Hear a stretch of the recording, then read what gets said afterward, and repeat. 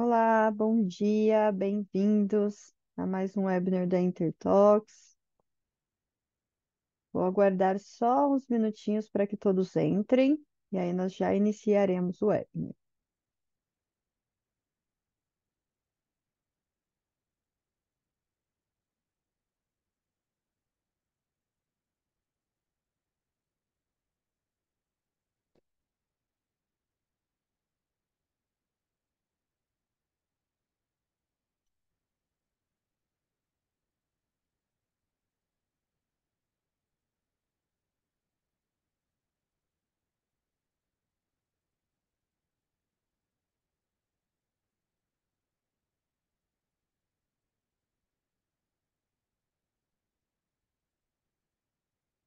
Bom dia, bem-vindos.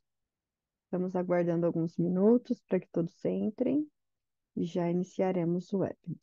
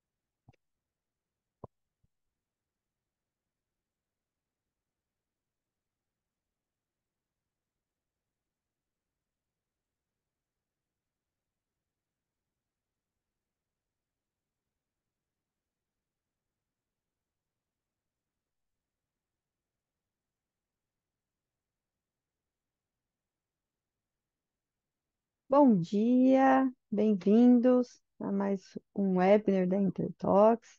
Vamos iniciar então, e hoje o nosso bate-papo será sobre a reta final da atualização da 14725, né? A reta final do que nós vamos ter que precisamos nos adequar para atender à atualização desta norma que é a 14725.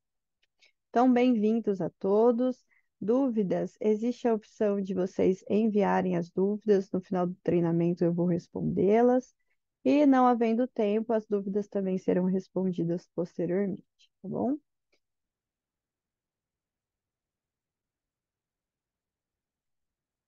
Bom, bom dia, bem-vindos. Hoje o nosso assunto será sobre a ABNT-NBR 14725, a reta final para a adequação desta norma. Eu sou a Carolyn, sou a coordenadora da área de treinamentos. Sou formada em Química, bacharel licenciada, sou especialista em toxicologia, que é a ciência que estuda, avalia os efeitos toxicológicos da substância química, tanto para o indivíduo exposto quanto para o meio ambiente, tá?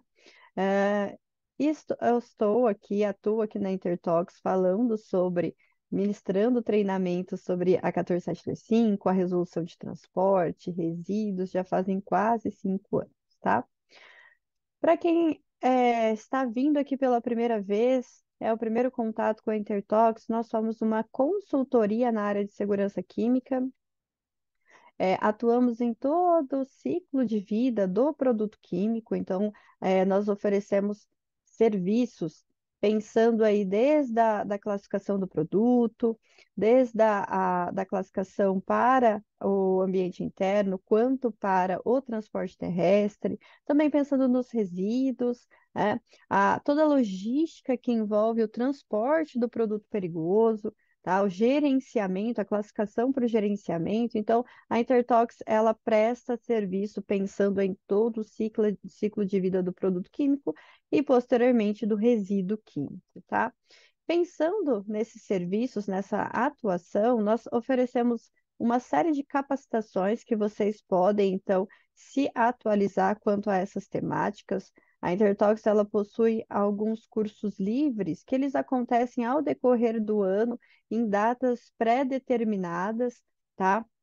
E aí nós vamos ter cursos de classificação, GHS para o produto químico, temos também o curso de elaboração de rótulo e FDS, classificação para o transporte e toda a logística que envolve o transporte do produto e do resíduo químico, então como sinalizar veículo, como sinalizar volume, precisa de curso MOP, não precisa, o que que é quantidade limitada, né?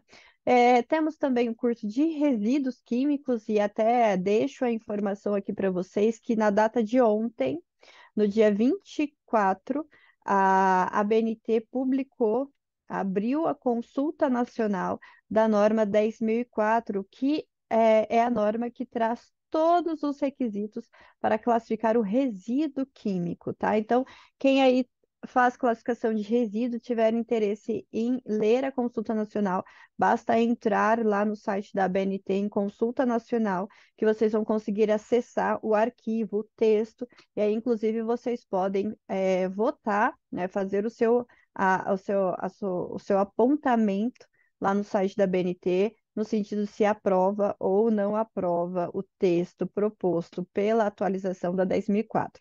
Vale ressaltar que a 10.004 ela vai mudar bastante, tá? A 10.004 que nós temos é lá de 2004 e agora está passando por esse processo de atualização. Antes, a 10.004 ela era focada na classificação para o gerenciamento do resíduo e agora passará a ser uma norma que vai abordar a classificação do resíduo, realmente a classificação de perigo do resíduo, não pensando mais necessariamente no gerenciamento, mas sim na periculosidade desse resíduo, tá? Então fica de informação aí para vocês. Então, nós temos aqui na Intertox, temos um treinamento, que é o treinamento de gerenciamento de resíduos, que nós abordamos toda essa temática. Se não for possível participar desses treinamentos que possuem datas específicas, quer que a Intertox vá até a sua empresa capacitar todos os seus colaboradores, nós também temos esse serviço, nós vamos até a empresa de vocês, seja online ou presencialmente, e ministramos um treinamento exclusivo para o time, para a empresa inteira, e aí é totalmente personalizável, tá, pessoal? É, Dá para abordar várias temáticas dentro de um único curso. Pode ser uma palestra rápida para a empresa inteira ou algo mais aprofundado para determinada área, para a área que classifica, para a área que faz expedição. E temos também alguns EADs lá no nosso site que o colaborador pode entrar e fazer ali no seu ritmo. Inclusive, temos um EAD de NR26, cumprindo com a obrigatoriedade da norma que pede que todo colaborador deve ser treinado, deve receber treinamento para entender o que é o rótulo, o que é a ficha, o que é perigo, o que é risco, como quais as informações de situações de emergência. Então, cumprindo com esse requisito legal, nós temos um EAD na nossa plataforma, tá?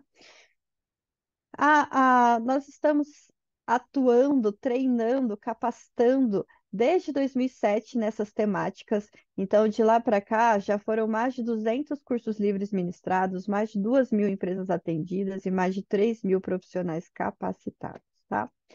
A Intertox também tem um software que é o SafetyCam, Esse software, ele é um software para automação da documentação de segurança. Então, caso você ainda não conheça, coloquem aí nas perguntas que nós podemos liberar um acesso trial para vocês, ou seja, um acesso gratuito por um período de tempo, onde vocês podem conhecer o software e realmente mexer nele para verificar se realmente faz sentido para você. Temos também a possibilidade de fazer uma apresentação detalhada sobre o que ele é. Mas assim, bem rapidamente, gente, esse software, ele faz a classificação automática, tá? Então, se você tem um produto que é uma mistura, você consegue colocar lá quais são os componentes. Nós temos uma vasta base de banco de dados. Então, as substâncias puras, a grande maioria já estão computadas na nossa base, basta você puxar lá pelo número CAS e aí você vai montar o seu produto. No seu produto você tem etanol, 5% de etanol, você tem, hipoteticamente, tá?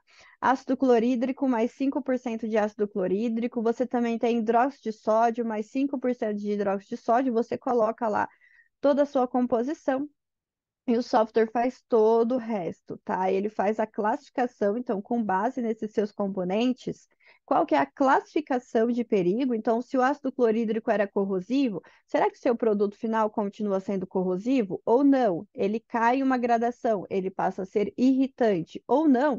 Ele deixa de ter essa classificação, ele não é corrosivo nem irritante. Se o seu ingrediente tinha etanol, que é inflamável, será que o seu produto final continua sendo etanol ou não? Então, o software vai fazer toda esta avaliação, vai determinar a classificação. Determinada a classificação, ele também gera automaticamente a documentação. O rótulo, e aí tem vários modelos de rótulo, a FDS, né, a ficha de emergência para o transporte, FDSR para o resíduo, o rótulo para o resíduo. Então, ele é bem completo. E também tem a opção de você utilizar o software para realmente fazer o gerenciamento dos seus produtos, da sua planta. Então, lá você computa e é como se você tivesse uma matriz. Com todos os seus produtos. Inclusive, existe também o módulo de matriz de incompatibilidade, que você consegue, então, fazer a matriz de incompatibilidade dentro do software, tá? Então, é um software que vem trazendo a solução aí, pensando né, no nosso dia a dia, que muitas vezes nós temos muitos produtos químicos e nós sabemos que a legislação traz a obrigatoriedade da classificação, da elaboração da documentação. E o software, ele vem nos auxiliar exatamente nesse sentido, tá? Bom, nosso cronograma. Vou falar um pouquinho aqui sobre a contextualização, tá? Vamos relembrar as principais mudanças na classificação, na ficha e no rótulo. E para fechar, nós vamos falar sobre a consequência da não conformidade e as orientações que vai nos auxiliar nesse processo de atualização, tá? Bom, então fazendo uma rápida contextualização do prazo, pessoal. Nós temos até o dia 2/7 de 2025, tá? Até lá, nós ainda estamos nesse período de transição. A partir do dia 3/7 de 2025, nós vamos ter que gerar e receber somente FDS.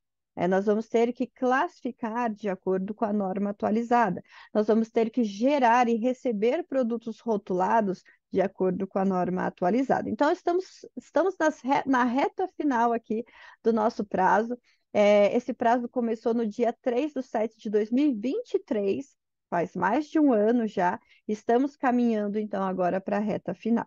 Mas vamos entender isso, então. Aqui no Brasil, nós sabemos que existem alguns sistemas de classificação. Não só no Brasil, né, pessoal? No mundo, existem alguns sistemas de classificação que são utilizados.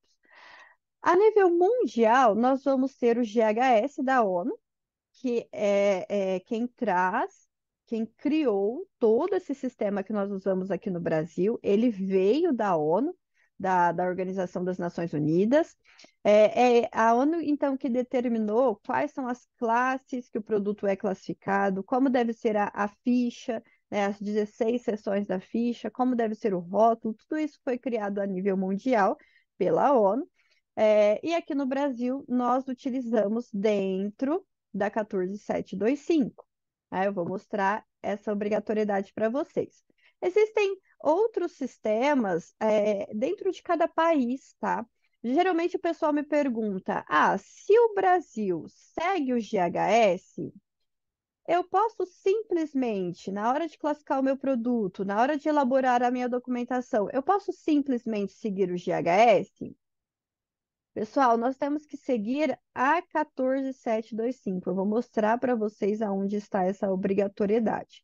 Assim como cada país vai seguir o seu próprio sistema, né?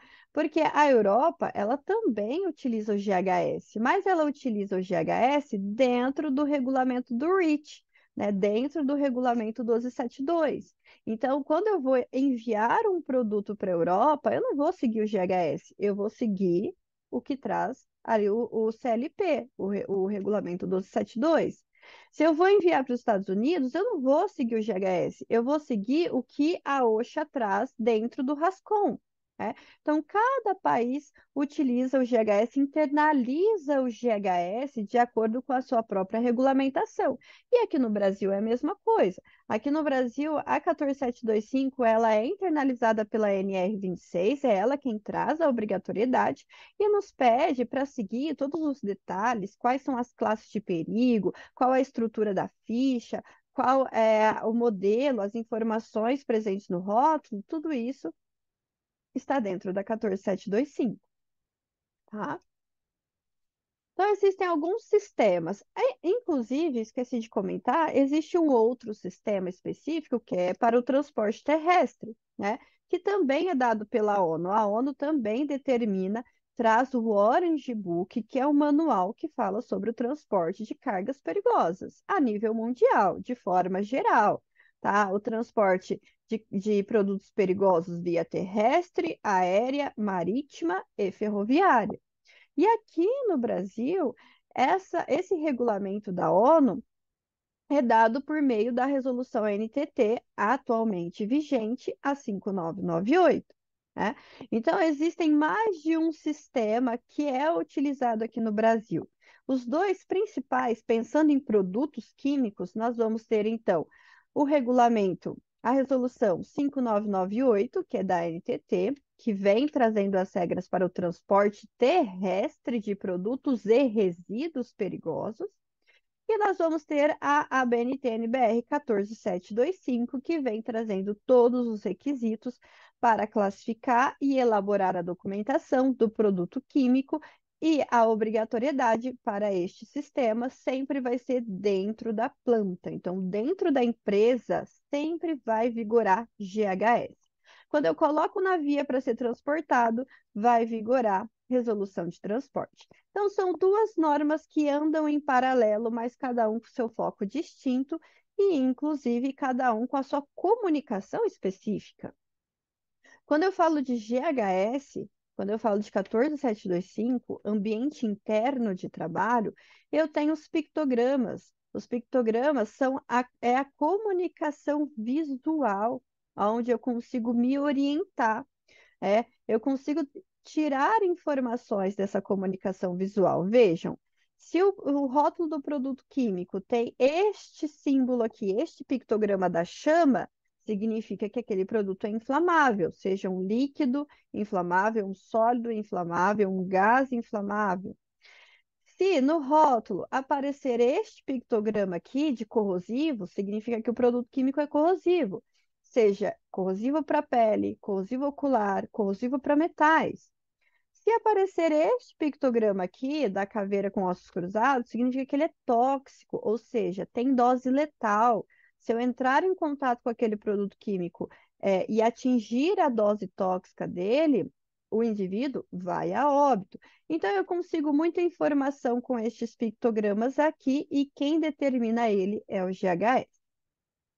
Em contraponto, pensando no transporte terrestre, nós vamos ter os rótulos de risco. Perceba que até o nome da figura muda, porque são sistemas diferentes, né? Aqui nós vamos ter os rótulos de risco, que também traz a informação da classificação, tá? Traz a informação de perigo. Então, esse da chama também significa que o produto é classificado como inflamável para o transporte. Esse de corrosivo também significa que o produto químico é corrosivo para o transporte, tá? E essa comunicação nós vamos visualizar tanto na sinalização do veículo ali no caminhão, quanto no volume, na caixa, na bombona, no galão que eu coloco em cima do veículo para ser expedido, para ser transportado, também vai aparecer essas comunicações. É importante dizer, pessoal, que um produto químico ele pode ser classificado no GHS, pensando no ambiente interno, pensando na exposição do trabalhador dentro da planta, mas não ser classificada para o transporte. Isso acontece, tá? Porque são sistemas diferentes, com critérios muito parecidos, mas distintos, tá? Aqui no GHS existem 30 possibilidades de classificar um produto químico, são 30 classes de perigo, enquanto no transporte são apenas 9, tá? Bom, focando agora na 14725, o GHS, como eu já comentei com vocês, ele é obrigatório aqui no Brasil.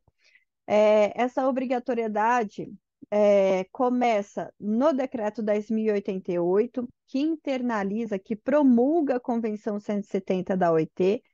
A Convenção 170 da OIT traz 3 artigos que falam sobre a importância da classificação do produto químico, a necessidade de elaborar uma ficha com dados de segurança para o produto químico e a necessidade de rotular, de trazer uma marcação que traga as informações de perigo daquele produto.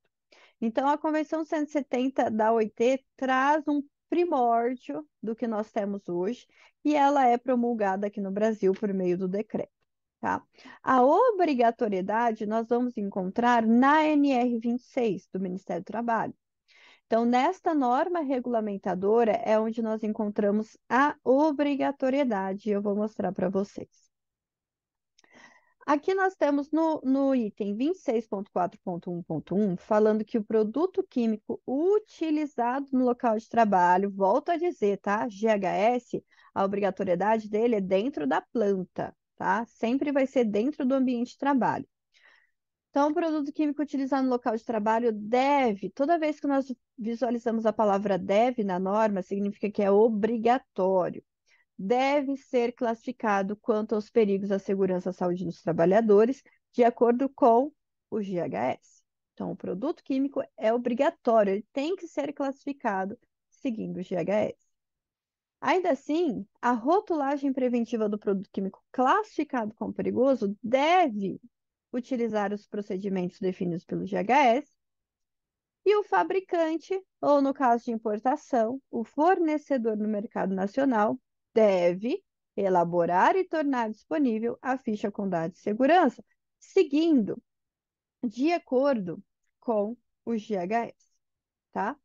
Então, nós vamos ter a obrigatoriedade de classificar, de ter rótulo e de ter ficha seguindo o GHS aqui na NR 26. Então, se vocês me perguntarem, Caroline, é obrigatório ter FISPIC e agora passa a ser FDS? É obrigatório no Brasil para produto químico? Sim, é obrigatório.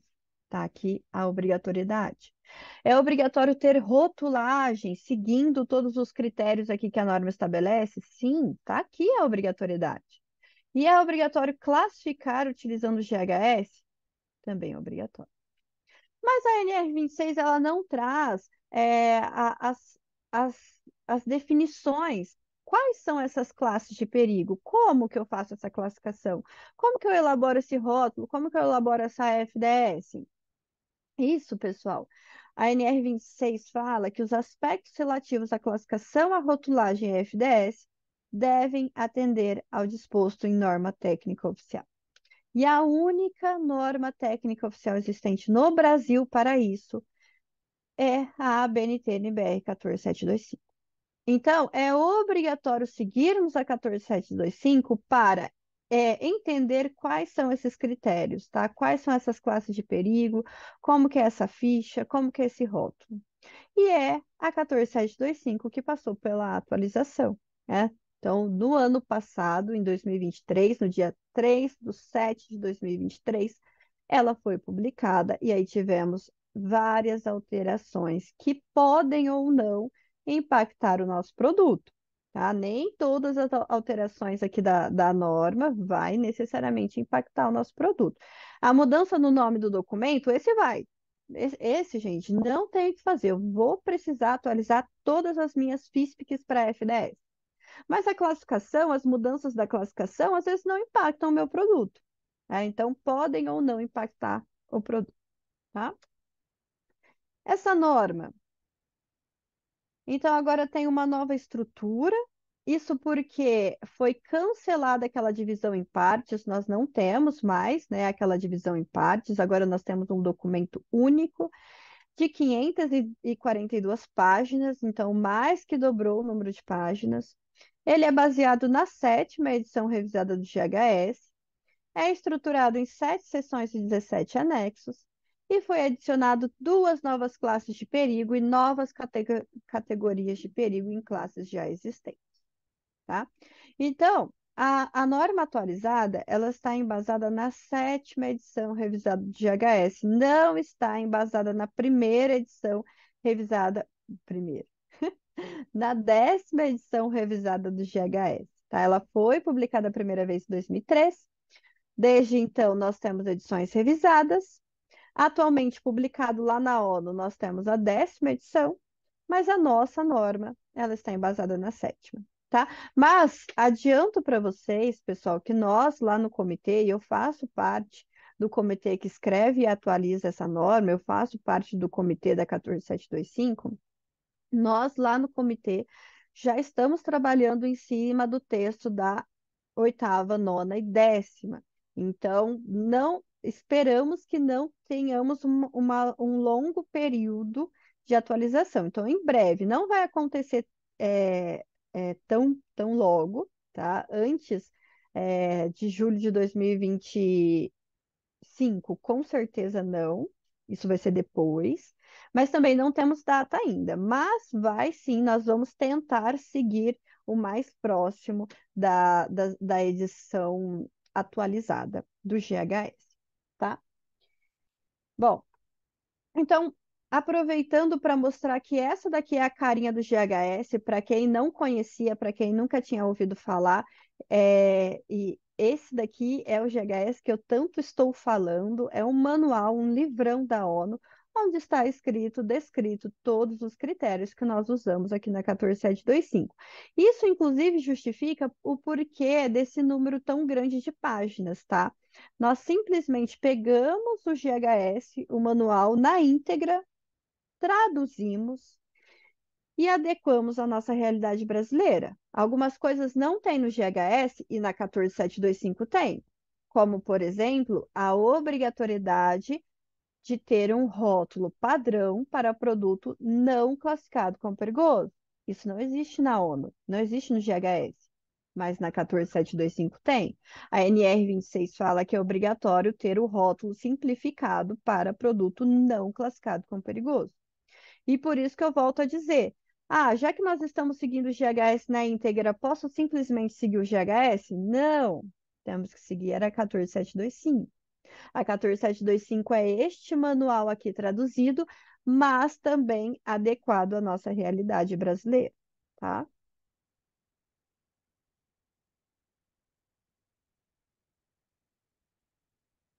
Então, ela foi publicada, já falei para vocês, ela foi publicada no dia 3/7 de 2023. Temos até o dia 2/7 de 2025 para fazer todas as adequações. A partir do dia 3/7 de 2025, nós obrigatoriamente teremos que seguir todos os requisitos previstos na atualização da norma, tá? Ah, então, nós temos esse prazo de 24 meses, tá? A norma, ela estabelece esse prazo de 24 meses, que, como eu falei, estamos na reta final. A única coisa, a única ressalva que a norma fala, pessoal, é em relação à rotulagem, tá? Ela fala que todo produto químico rotulado seguindo a norma anterior, vocês, a partir do dia 3/7/2025, vocês não precisam rerotular, não precisa fazer um recal, não precisa pegar todos os produtos da sua empresa e rerotular, tá? Não precisa.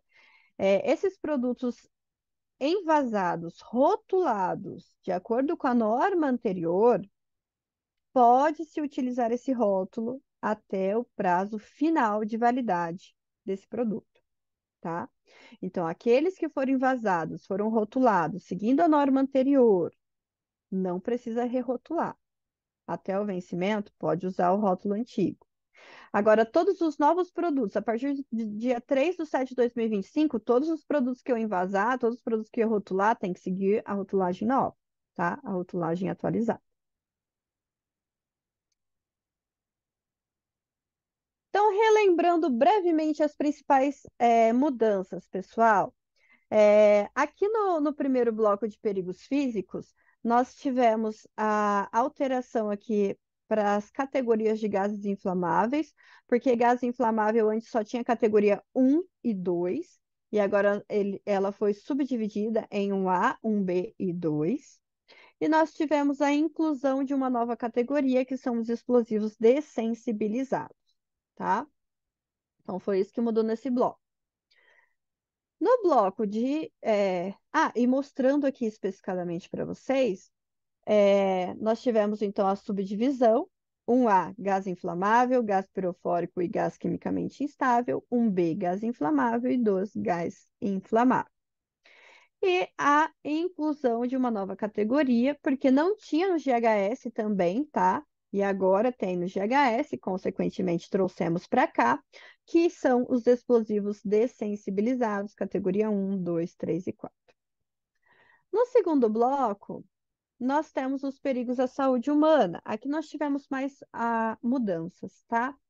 Aqui nós tivemos uma alteração, uma correção no corte limite na toxicidade aguda para inalação, que antes os gases categoria 4 paravam em 5.000 e agora param em 20.000.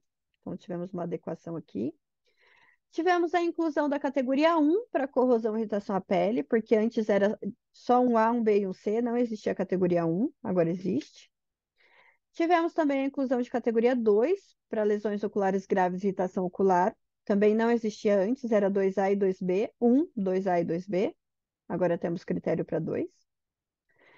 Tivemos a inclusão dos critérios para sensibilização respiratória ou da pele, subcategoria 1A e 1B. Antes a norma trazia somente a categoria 1, sem subdivisão.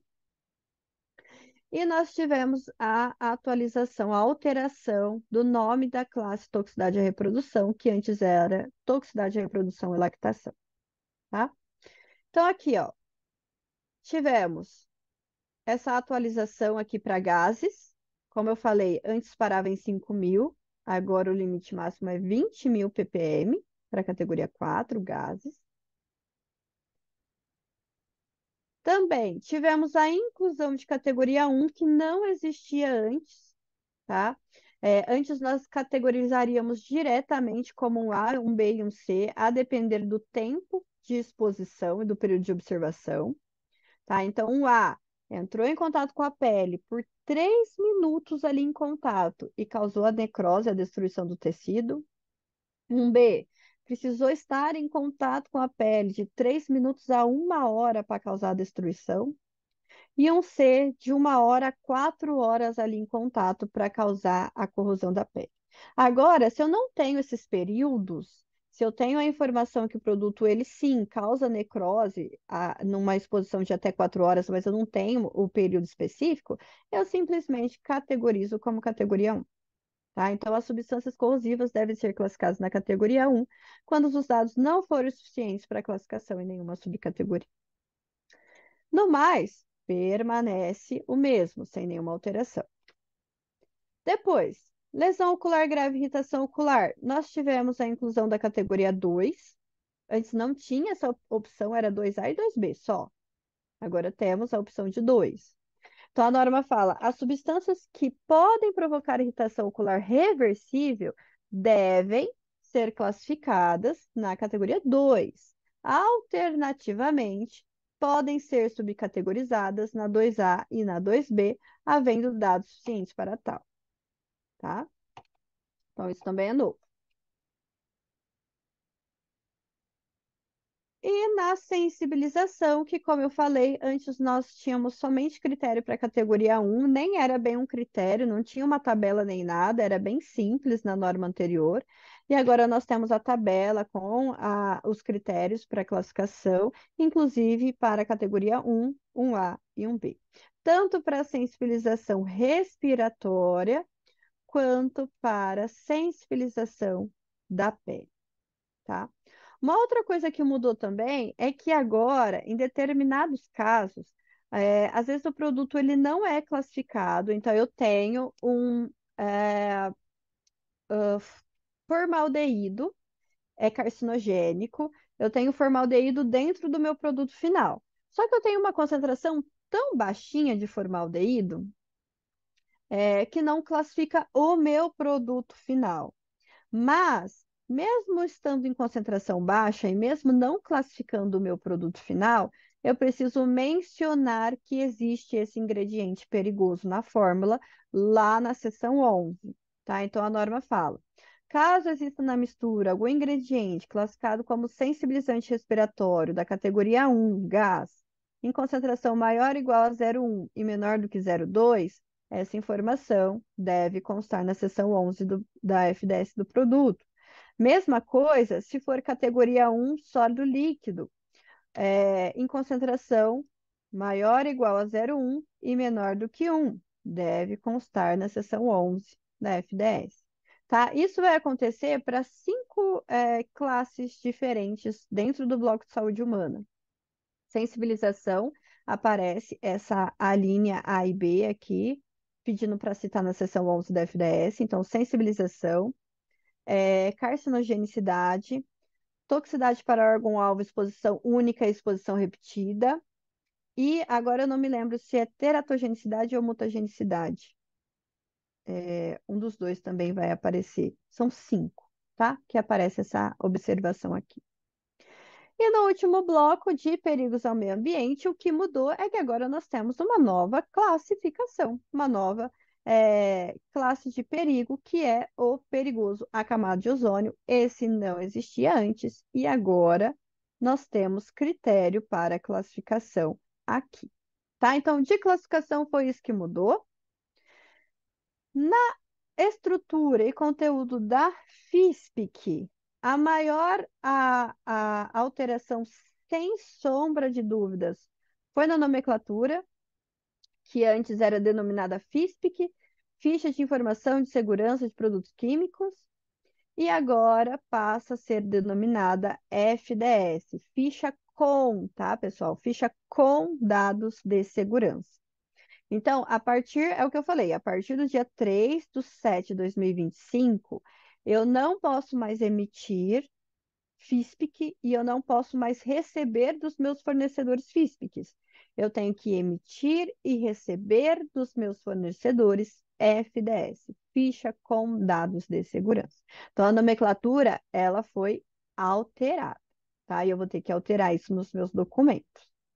Além disso, nós tivemos algumas alterações dentro de algumas seções, tá? Que pode ou não impactar o documento de vocês. Algumas vão obrigatoriamente, outras não necessariamente. Então, na seção 2, nós tivemos a atualização da frase para o produto não perigoso. Tá? Então, se o seu produto for classificado como não perigoso, na seção 2 tem que vir uma frase falando que ele não é perigoso. E essa frase foi atualizada. Na seção 3, na composição e informações sobre os ingredientes, não será mais citado nessa seção os ingredientes que possuem limite de exposição, tá? Se tem só limite de exposição, não cita-se mais aqui, cita lá na seção 8, aqui não. Também, pensando em composição do seu produto, eu preciso ficar atento porque a norma agora traz uma definição de identidade química. E quando ela fala que deve citar a identidade química, é o nome técnico. tá? Não é nome comum, não é nome genérico, não é grupamento químico. Então, na hora de você citar, se o seu produto for uma mistura, na hora de citar a composição da sua mistura, você vai ter que citar a identidade química. Então, na sua mistura, eu tenho etanol, eu tenho ácido clorídrico, ácido sulfúrico, eu não posso usar grupamentos químicos, eu não posso usar nomes genéricos. E claro, né, inserir o número CAS e a concentração ou faixa de concentração de cada identidade química. Então, isso foi atualizado. É, na seção 8, pessoal, se o produto de vocês, se na mistura de vocês algum ingrediente é segredo industrial, vocês podem tratar como segredo industrial na seção 3, não precisa abrir a fórmula, tá? Pode manter como segredo industrial, mas aqui na seção 8 agora não é mais permitido. A norma é muito clara, tá? Não pode mais tratar como segredo industrial aqui na seção 8. Eu preciso trazer a identidade química e os limites de exposição desse seu produto, tá? Claro, se esse seu produto, que é segredo industrial, tiver o limite de exposição ocupacional e indicador biológico. Se não, não preciso citar aqui, tá? Seção 9. Aqui, gente, vai impactar o documento de vocês. Não tem jeito, porque na seção 9, todas as propriedades físico-químicas ali, a ordem delas, e todas elas devem existir no seu documento, porque é obrigatório, toda aquela sequência de propriedades físico-químicas, mudou a ordem.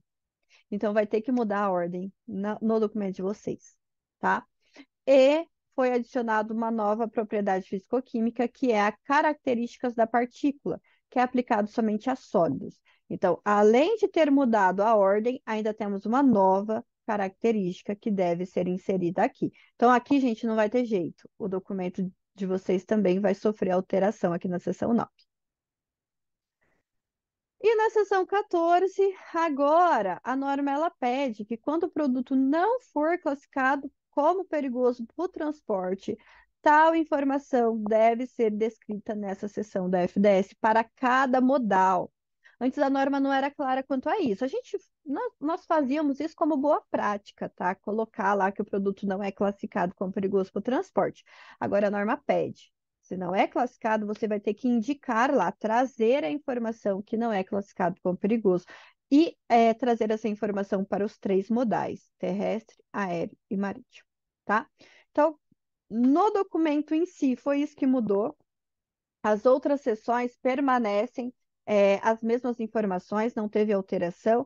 Só fiquem atentos na nomenclatura, no título, tá? A seção 1 é a seção de identificação, não identificação do produto e da empresa. Seção 13 é a seção de considerações sobre destinação final. Antes a norma trazia um opcional, era consideração sobre destinação final e informações sobre destinação final, alguma coisa assim. Tá? Então, também fiquem atentos nos títulos, porque eles são padronizados e devem seguir exatamente como está aqui, tá? Lembrando de quem é a responsabilidade de fazer essa tradução e adequação, gente? Do fabricante, ou no caso de importação, o fornecedor do mercado nacional. Ele é quem deve elaborar e tornar disponível essa ficha seguindo esses padrões. E aí vocês podem me perguntar, mas Carolyn, eu recebi do meu fornecedor, do meu fabricante. O fabricante não mandou a FDS, mandou FISPIC e já acabou o prazo de atualização. Mandou FISPIC, não mandou a FDS. Eu cobrei o meu fornecedor. Ele falou que não conseguiu ainda se adequar ali o processo dele e por enquanto vai ficar FISPIC mesmo. É, tudo bem? Posso aceitar? Pessoal, a norma ela fala que eu como disponibilizadora, eu que estou disponibilizando para os meus trabalhadores esse documento, eu tenho a responsabilidade de disponibilizar o documento atualizado e cumprindo com a 14725.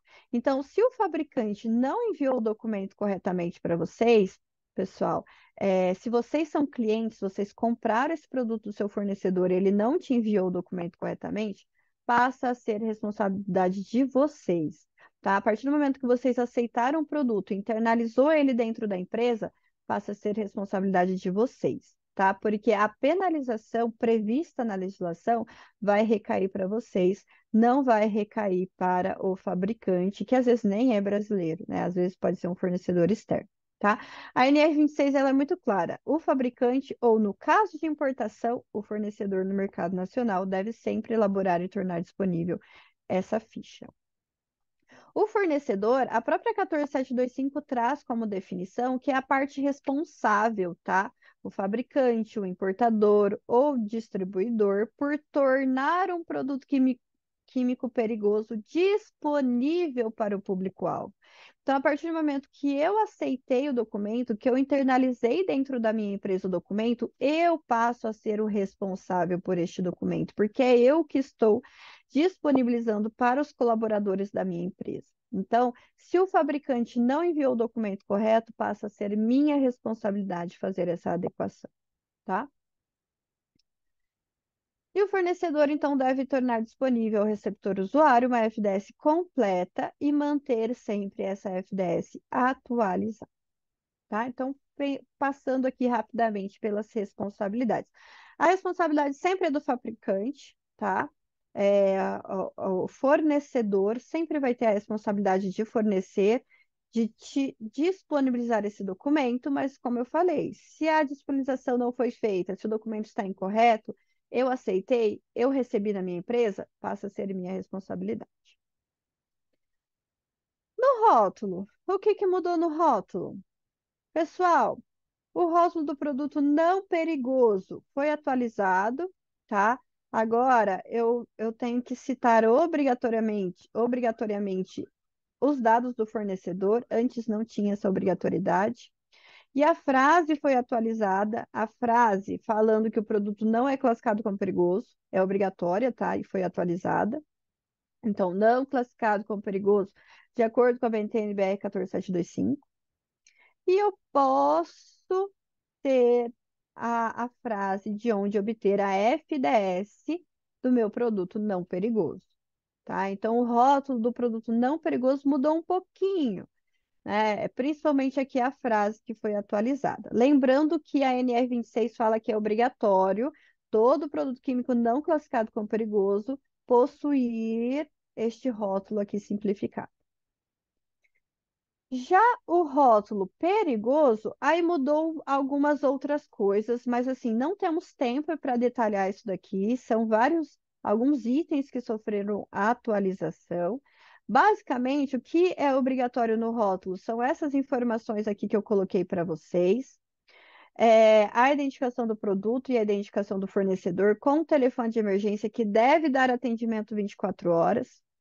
A identidade química, ou seja, a composição química, sinalizando sempre identidade química, não pode ser nome genérico, tá? Os pictogramas, palavra de advertência, frase de perigo e frase de precaução, pessoal, fiquem atentos, olhem na norma, porque essas frases aqui são padronizadas, elas devem seguir exatamente como consta na norma, e algumas frases foram excluídas, algumas frases foram incluídas, e algumas frases tiveram texto alterado. Se mudou o texto, eu tenho que mudar o texto do meu rótulo também. E, consequentemente, na FDS também, porque é a mesma frase que vai no rótulo vai na FDS, tá? Então, fiquem atentos quanto a isso. E a frase de onde obter a ficha também foi atualizada, porque não é mais FISPIC, né? Ficha com dados de segurança, então tivemos a atualização da frase, tá? Então, assim, aqui estão todas as obrigatoriedades, tivemos algumas alterações aqui aonde eu pontuei. E tivemos novidade também para rotulagem de rotulagens pequenas, né, aquelas com capacidade de até 250 ml. Agora nós temos uma possibilidade, uma facilidade nesse tipo de rotulagem, porque nós sabemos que não cabe todo o rótulo de GHS aqui, e a norma fala que eu posso usar meios alternativos, tá? Poderia colocar uma etiqueta do tipo tag pendurada, poderia mandar esse frasquinho junto com a bula e na bula colocar todo o rótulo de GHS. Existem algumas possibilidades para rótulos pequenos.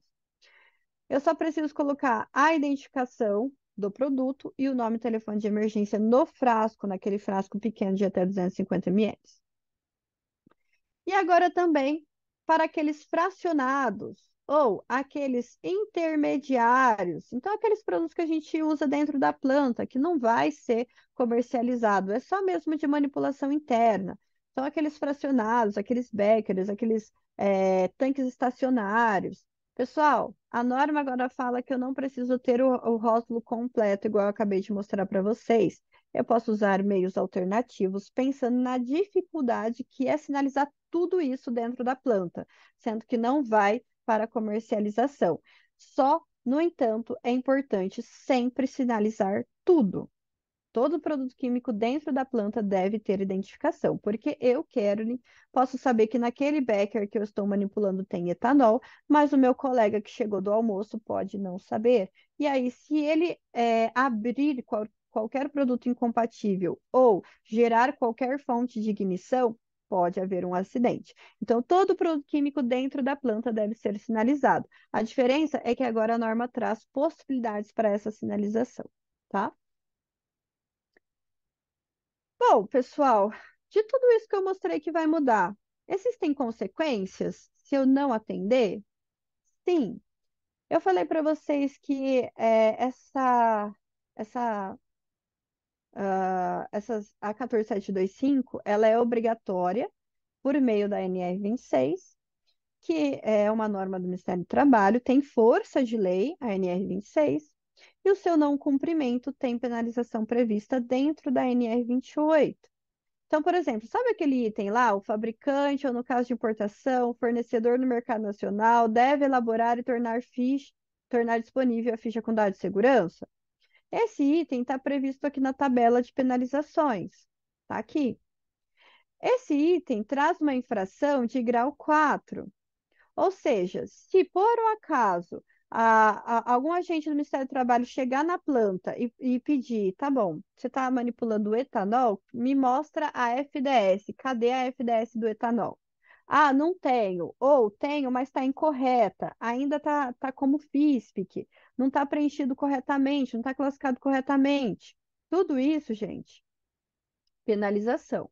Claro que vai depender do porte da empresa, tá? Do número de empregados. Vamos pegar uma empresa de 501 a 1.000 colaboradores? Essa infração, que é uma infração de grau 4, vai me trazer uma multa que vai variar entre R$ 5.842 a R$ 6.419, porque na tabela os valores estão em UFIR e eu tenho que transformar isso para reais. Então, tá aqui os valores da multa. E aí, o fiscal, gente, o agente, ele pode escolher penalizar por lote. Então, neste laboratório, não tem FDS do etanol, não tem FDS do ácido clorídrico, não tem FDS do hidróxido de sódio, uma única multa. Aí, ele também escolhe o valor mínimo ou o valor máximo. Ou ele pode trazer isso por FDS, tá? Uma para o ácido clorídrico, uma multa para o hidróxido de sódio, tá? Aí é a caráter do fiscal, tá? Do agente. Então, sim, existe penalidade pelo não cumprimento de todas essas mudanças que eu acabei de mostrar para vocês. E como solução, gente, não tem um meio simples de fazer isso. Infelizmente, vai ser um processo trabalhoso, porque se nós estamos falando de uma empresa que tem muitos documentos, eu vou ter que atualizar por conta do nome. Isso não vai ter, não tem opção, né? Eu vou ter que atualizar todas as FISPICs para FDS. E eu vou ter que alterar a seção 9 de todas as FISPICs, né? Porque, como eu falei, tivemos a alteração ali na ordem. Então, não vai ter jeito. Uma facilidade que existe é a ferramenta do software que eu comentei lá no começo para vocês, tá? Então, essa é uma possibilidade que vocês podem utilizar. Caso vocês queiram solicitar o acesso trial, coloquem aí no chat, tá? Que as meninas entram em contato para liberar esse acesso trial para vocês e demonstrar o software com detalhes de como ele funciona. Eu falei aqui superficialmente como ele funciona, mas elas trazem essa apresentação e aí vocês podem verificar se é interessante, se cabe ou não. Se são muitos produtos, às vezes vale a pena. né? Porque ele vai fazer essa atualização automaticamente. E aí, toda nova atualização que acontecer na documentação, na classificação, na rotulagem, automaticamente o produto de vocês também vai ser atualizado, porque nós atualizamos o nosso software e aí os documentos de vocês, consequentemente, também serão atualizados. Isso daqui é um software, tá?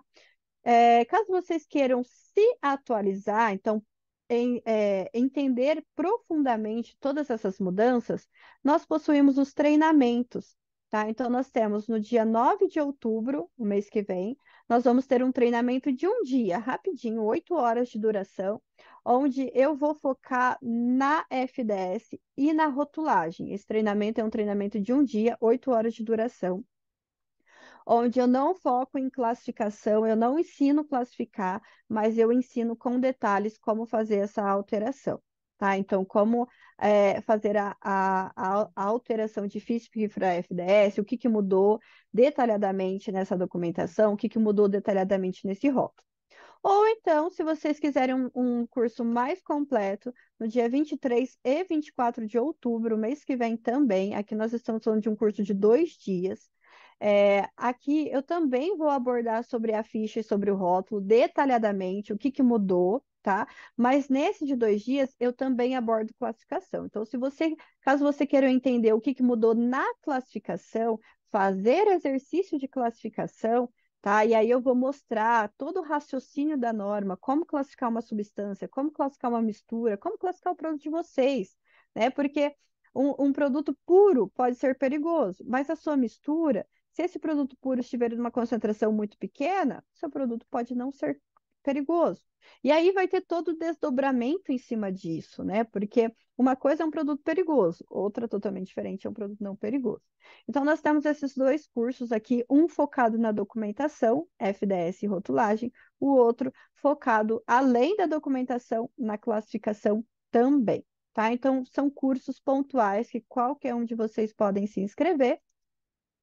E além disso, eu deixo o convite para vocês, porque nós temos toda uma linha aqui gratuita que vocês podem acessar no nosso site intertox.com.br, onde nós temos webinars como esse, e aí diversos assuntos.